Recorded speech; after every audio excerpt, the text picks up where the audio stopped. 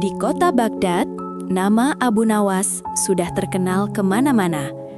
Bukan karena kekayaannya, tetapi karena kecerdasannya yang sering membuat orang terkejut.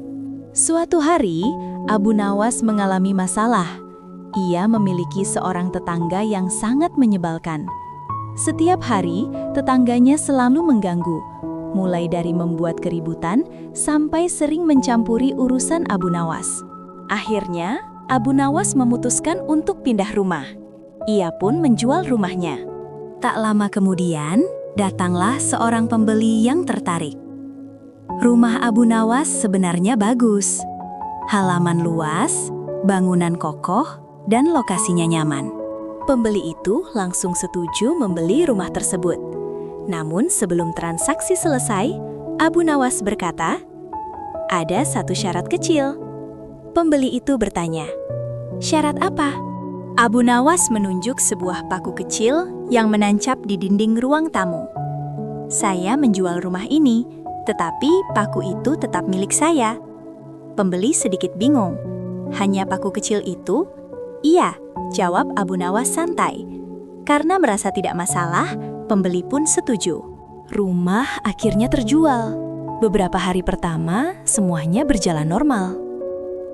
Namun tiba-tiba, suatu malam Abu Nawas datang ke rumah itu. Tok, tok, tok. Pemilik baru membuka pintu dengan heran. "Ada apa, Abu Nawas?" Dengan tenang Abu Nawas berkata, "Saya hanya ingin melihat paku milik saya." Pemilik rumah mulai bingung, tapi masih sabar. Keesokan harinya, Abu Nawas datang lagi. Lalu datang lagi. Dan datang lagi. Hampir setiap hari. Kadang pagi, kadang malam. Bahkan suatu hari, Abu Nawas menggantungkan topinya di paku itu. Hari berikutnya, ia menggantung kantong. Pemilik rumah akhirnya kesal. "Wahai Abu Nawas, ini rumah saya." Abu Nawas menjawab santai, "Benar, rumah ini milikmu, tapi paku itu milik saya." Pemilik rumah pun tidak tahan lagi.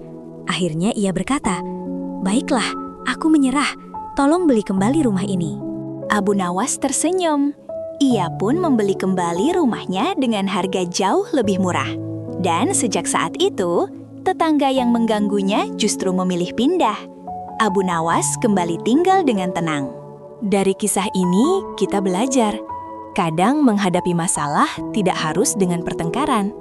Kecerdikan, kesabaran, dan akal yang tenang seringkali menjadi solusi terbaik. Karena orang bijak tidak selalu melawan dengan kekuatan, tetapi dengan cara yang membuat semua orang tersadar. Dan seperti biasa, Abu Nawas selalu punya cara unik untuk memenangkan keadaan.